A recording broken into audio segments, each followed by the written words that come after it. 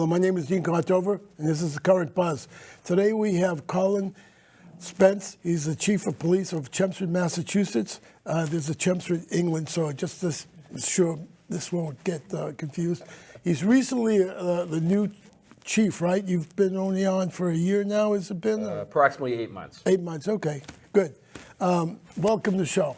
Thank you for having us. Yeah, no problem. The other gentleman is Sergeant. I have to read this because Sergeant Dan Goguen. Goguen. Yeah. Goguen, and he's Community Engagement and Wellness Officer. And we're going to talk about that. Let's talk about that now. What's that? All of a sudden, it's something new, right, in the Chelmsford Police Department? Yeah, for the most part. As far as getting it organized, I mean, Chelmsford's always been a really good community as far as with its officers engaging with the community, especially through CPAL and other events we've undertaken. But this is something that's a little more official and devotes us a lot more time to actually doing that. Does this involve the clinician that I had on the show? I can't remember her name, but we had the clinician and the lieutenant. I think there was a lieutenant. Yes, Rachel Beers, yeah, Lieutenant Todd Ahern. Is that the umbrella, or? Yes. So I took over for Lieutenant Ahern. He's moved on, and so I work with Clinician Beers now on a daily basis. Oh, okay. So tell me what happens. You get a call, and so it could be a co-response. We could have an officer that's dealing with somebody maybe in a mental health crisis or a drug crisis. A drug crisis. It could be even issues just as far as services, maybe for housing or whatever, and we could respond at that point.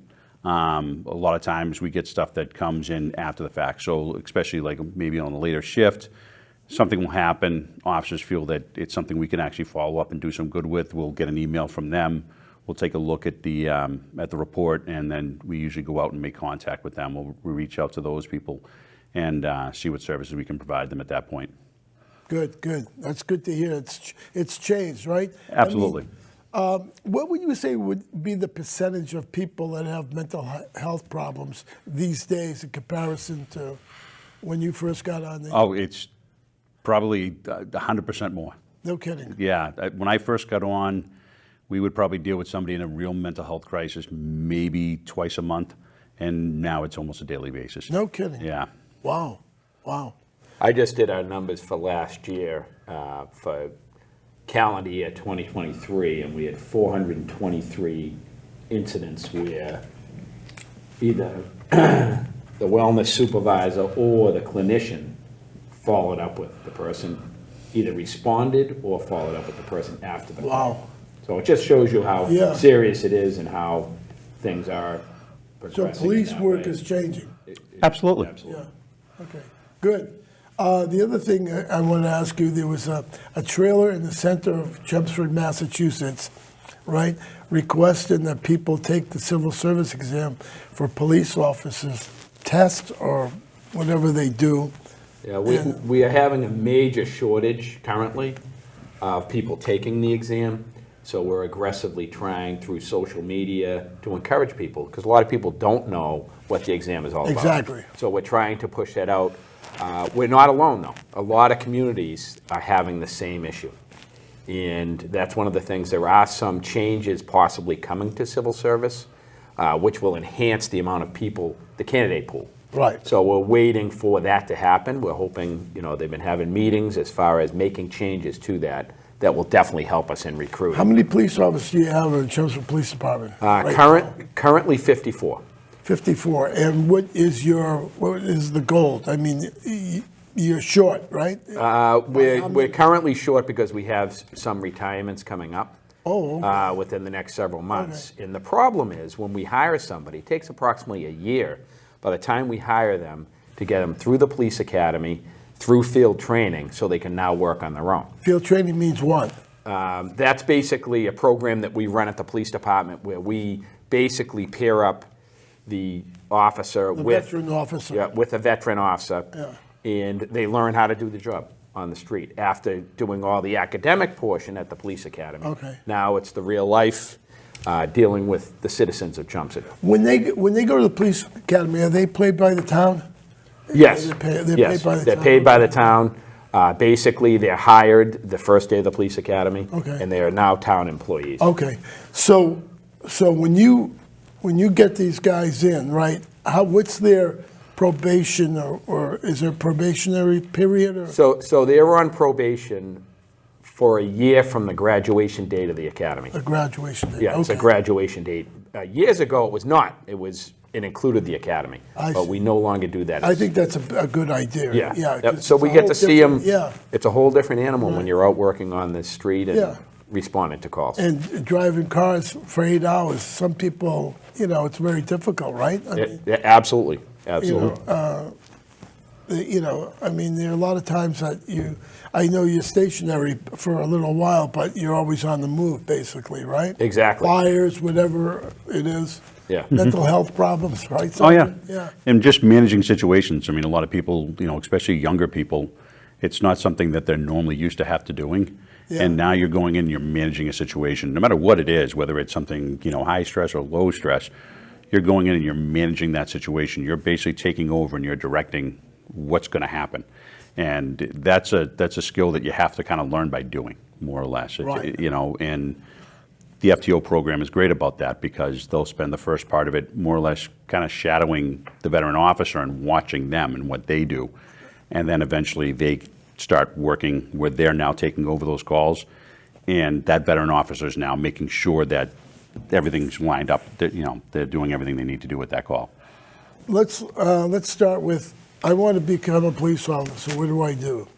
I mean, So basically, you take the civil service Okay. exam, which is one that's coming up currently. Okay. You take the civil does service it cost exam. any money to take the exam? Yes, it depends on what level of the exam you take, because you can just take one that's just specific for municipalities or with the state also. So there's State different means tiers. what? State police. State police, I say, okay, yeah. So you start out, you take that exam. Several months later, you get ranked as far as based on your score. Massachusetts has veterans preference. Right. And we also have residency preference. Oh, So residency preference, because normally we want somebody that has some sort of buy-in to the community. I see. That has been from this community. graduated from the high school. Yep, went to the high school, has some sort, that wants to be here. Right. That wants to be. College education, is you get points for that? I mean, You do not get extra points on the initial exam. Okay. You do need a high school diploma or GED to take the exam, okay, minimum. minimum. So you have to be 18 years old, GED, or high school graduate. Exactly. So there are people out there, if they have children that don't have a job and they're looking for a job, take the civil service exam. I don't know how much it is, but there's a slight fee, I presume, just Yes. for the paperwork. And we want good officers here in Chelmsford. So you have to be a high caliber and a dedicated police officer like the Chelmsford police officers are. Yes. Okay. That's correct. Now that we got that out of the way, right? You're gonna take down the tower, the portable tower, saying we want police officers. No, I mean keep it up there. It's a great. Yeah, and we've had a lot of people that have called the police department looking, after they saw the sign, Yeah. looking for guidance as far as Oh, good. what they need to do, which is what we want. We Well, want you don't want them to call the 911 number. You want them to call the business. the number. business line, the 978-256-2521. Okay. Did you get that business? Put it in your cell phone. Business line. Don't call on the 911 unless it's really an emergency. Call them on the business line. That's 978-256-2521. A lot of people call you on the 411 call, right? Yeah, 911, yes. Yeah, Yes. 911, I'm sorry. 911, right? Yes. Okay. 911, that's the call. Okay, let's talk about other stuff that you guys do. I was at a supermarket, I was walking in the parking lot, and I saw some green inspection stickers, right? Green, if you have a green inspection sticker, you better get a new one. What happens? Is that a moving violation? Because there was talk about that being changed from a moving violation to a non-moving violation. It is currently a moving violation. Okay, moving violation, explain to the audience what that means. So you are surcharged on your insurance Yeah, currently. and you might lose the good driving benefits if you are caught with a green sticker.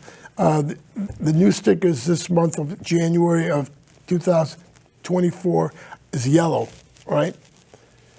I believe that the is yellow. correct. I watch, the yellow. All right, so the new stickers are yellow. Get down to the station and get your stickers taken care of. So it's a moving violation. You can lose your good driving and your insurance. It's very important to that. Okay. You told us how many officers you have, civil service, and you told us how many years. I have all this listed, how many years you've been chief of police. So it's 8 months, right? So I can presume that you're going to be chief of police another 8 years? You never know. You never know, but things are Good going very answer. well so far, and Good answer. it's a great community. I love working here, and I have a great group of officers there. Good attitude. I like that attitude. School zones, 20 miles an hour. Some people don't understand. During the day, they're supposed to go 20 miles an hour through a school zone, Exactly. and it's a violation if you stop them, Yes. right? Exactly. A moving violation. Moving Is it- violation. Okay. Yeah, which is surchargeable on your insurance. Again, another like- surcharge. Yeah. Yep, another surcharge. Exactly. That's correct. I knew a teacher that got a ticket going through a 20 mile an hour zone. He was upset, but that's what it is. It's extremely important. I mean, Yeah. as far as we have a lot of students that walk to school, That's true. and it's definitely, that's one thing in this town that we cannot tolerate. Yeah. So I do see people by the Harrington School occasionally with the cruiser and so forth. Now, are you involved in that? I mean, do you give out tickets or when you see it when you're cruising around? Absolutely, yeah. I'm still a police officer, Yeah. so if I'm in my cruiser and I see a violation, I'm going to stop it. Yeah. Okay. You know. All right. What about cell phones? That's the big thing. I mean, I see people with cell phones. What's happening there these days? Well, Massachusetts has a strict hands-free law. You're not supposed to be utilizing your cell phone, with the exception of hands-free. Most vehicles, newer vehicles, automatically, as long as you're on Bluetooth, it automatically connects. Right. So there's no excuse for it now. There's really no excuse for it now. And it's extremely dangerous, especially with the kids, the high school age kids, that just get their license now. They're adding another distraction to their driving. Yeah. Yeah, they depend on that phone, don't they? Yes. Yeah. I saw a guy going up Richardson Road. He was texting while he was driving. You know, I knew he was texting. I mean, don't text while you're driving. Don't talk into the phone while you're driving. Well, and that's what it comes down to. There's really no excuse to even have a phone in your hand these days, and especially the way the law is written, there's no excuse that actually would work with having a cell phone in your hand. So it's just best not to. Does that cause accidents? Have you seen accidents where you presume they were using a cell phone? Yeah, and we've actually had people admitting to, we had one person was like, "Oh, I got a text," and I just looked to see who the text, and it may have been a little bit more than that, but even if it was just as little as that amount of time taking your eyes off the road, depending on how fast you're going, can make a difference. Yeah, interesting. Yeah. So speaking of being on the road, if there's an accident in town or an accident on Route 3 or 495, who handles that? So most of the accidents in town will be handled by the Chelmsford Police Department. Okay. Now, the major highways, 495, Route 3, that's normally the state police. However, if it's a serious accident, we normally respond also. Okay. Normally, the state police will handle any kind of investigation, but we're there for safety. So there's an accident on Route 3 near 110, which is basically there should be lights there in that merge where it's 5 lanes and it merges to 4, then merges to 3. Going north to Drum Hill. You know what I'm talking about? Yep. There should be lights there because it's a dangerous area.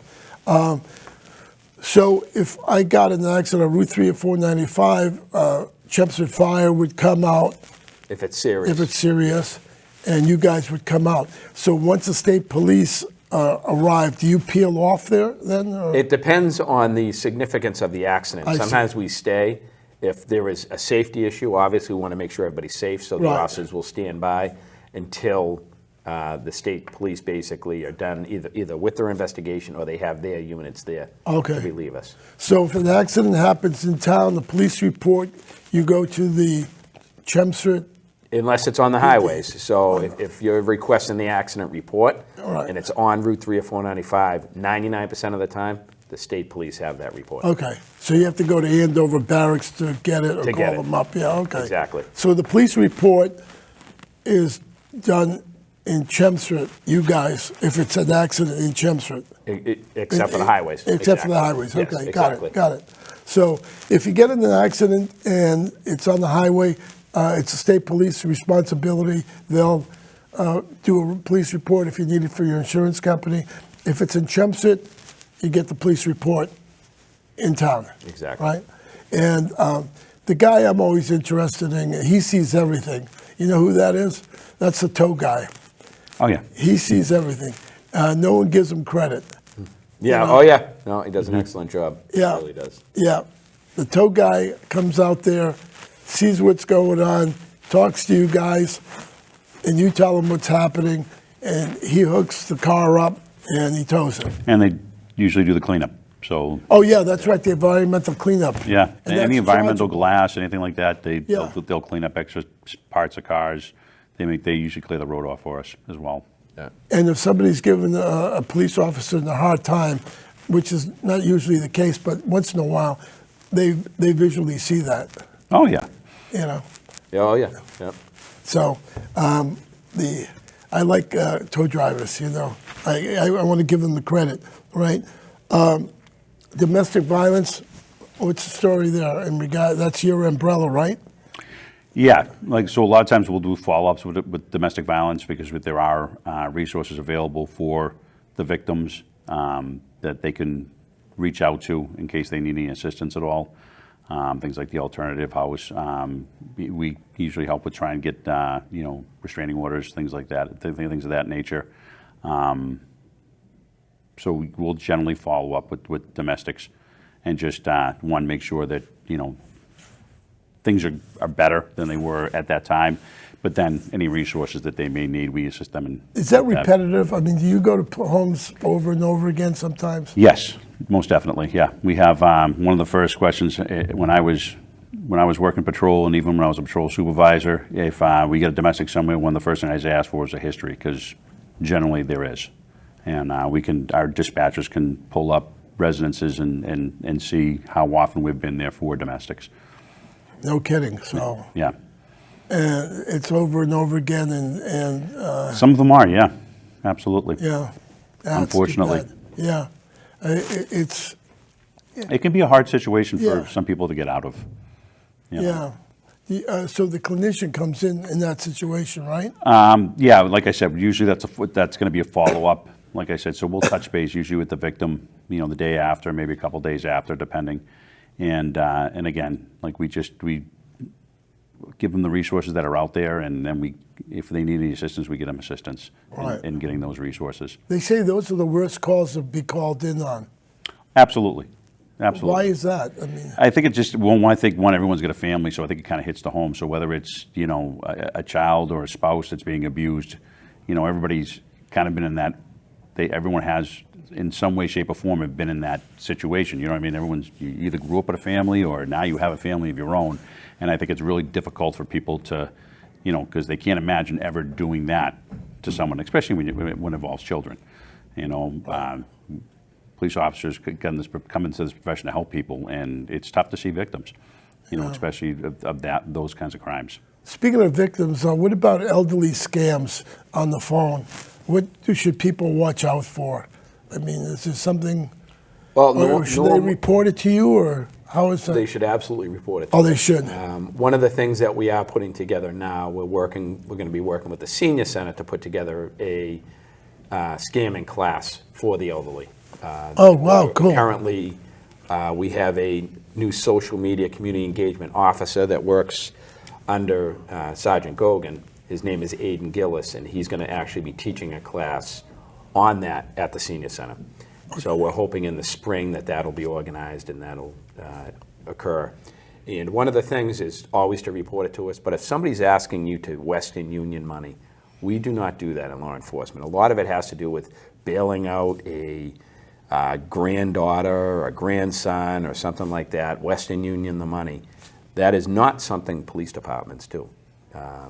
So that is one of the things that we definitely want it reported to us so we can look into it further. Okay, yeah, because there's a lot of scams, especially, the elderly scam, the Medicare scams. They call up these people and say they're Medicare, give me your Medicaid number and so forth, and they don't know. They presume that it's the agency. Yeah.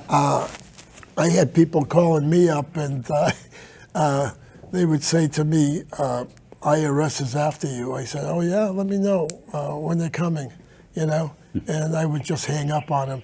Or they would, they would also, what was the other one that called me? I get something from the police, the International Police Bureau or something like that. Yeah, you have to be very careful Yeah. with those. Yeah. One of the scams that we're seeing, especially with the elderly, that they owe money and somebody's going to come to the house and collect it. And a lot of that has to do with whether it could be a bail scam where, as far as the grandson or granddaughter, but it could be a host of different scams. Majority of companies are not going to send somebody to your house to collect cash. It's just not going to happen. So, and that's why we're trying to get the word out on Yeah. it. So. Yeah, please, if you don't know who they are, somebody called me up and said, you're 55 years old, right? Over 55 or under 55. He said, well, you're calling me. I don't know who you are, and you don't know how old I am if you're calling me. I mean, Yeah, I've advised some people sometimes too, if you get a bad feeling when one of those phone calls, let them know that you'll follow up on your own. You know what I mean? Like ask them for a phone number, hey, I'll follow you up, especially if they're trying to sell something like a Medicare, and then do your own research. You know what I mean? Yeah. Like, you can look up the number, whether it's online or in the phone book, get the number for, Medicare or any elderly assistance, give them a call and find out if that's actually something legit. or just hang up like. Or you can even just hang up. Yeah, if you don't feel comfortable, hang up. You know what I mean? And again, especially with the IRS doesn't make phone calls. So you get a letter in the mail. They're going to send you a letter in the mail. It's not going to be. That's correct. If it's the government, it's going to be a letter in the mail. Yeah. So don't fall out. How did somebody become a police officer in Chelmsford? Well, currently we normally are only hiring retired police officers.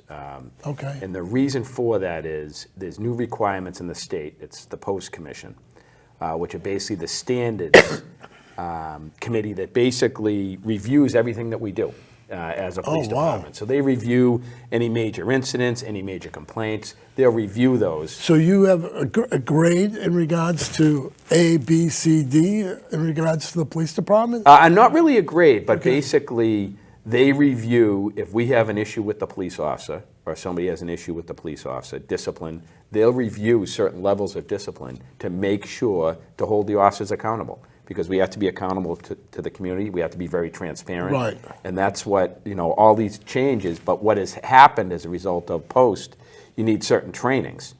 And it really isn't cost effective if somebody's just going to be a reserve officer for that person to go through the amount of training they need. I see. No, I mean, Basically, they need a police academy. They used to have that, right? I mean, and it was pretty easy to get into, and then they jumped from reserve officer to police officer. Yes, and that's how I started.